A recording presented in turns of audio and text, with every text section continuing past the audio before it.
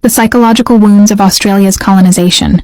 How identity was systematically erased. What happens when an entire people are told their culture does not exist? The colonization of Australia is not only a political story. It is also a powerful example of psychological domination. How identity, language, and belonging can be slowly stripped away. Before European arrival, the continent was home to hundreds of indigenous nations collectively known today as Aboriginal Australians and Torres Strait Islanders. For over 60,000 years, these communities maintained complex societies, languages, spiritual traditions, and deep connections to the land. But in 1788, everything changed. When the first fleet arrived under Arthur Phillip, Britain established its first colony at Sydney Cove. To justify taking the land, colonial authorities relied on a powerful psychological idea: terra nullius. The term means land belonging to no one.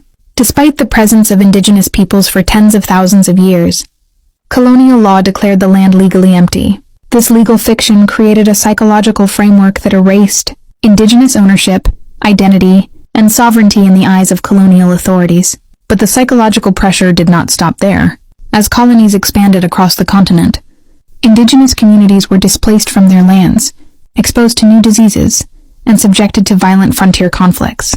Yet one of the most lasting psychological impacts came through policies aimed at cultural assimilation. From the late 1800s into the 20th century, many indigenous children were forcibly taken from their families under government policies that aimed to absorb them into European society. These children are now known as the stolen generations. Officials believed that removing children from their communities would gradually erase indigenous identity.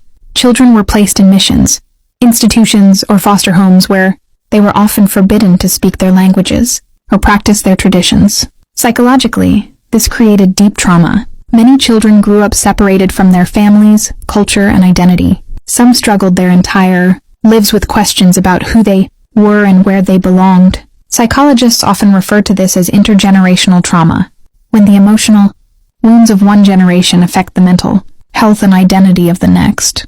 Even decades later, the effects continue to influence indigenous communities across Australia. In 1992, a landmark legal decision known as the Mabo v. Queensland, No. 2, finally rejected the doctrine of terra nullius and recognized that indigenous land rights had existed before colonization. It was a historic moment that challenged over 200 years of legal and psychological erasure.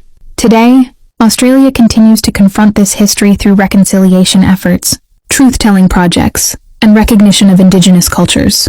The story of Australia's colonization reveals a powerful psychological truth. When people are told their identity does not exist, it can create generations of pain. But when history is acknowledged and truth is spoken, healing and restoration can begin.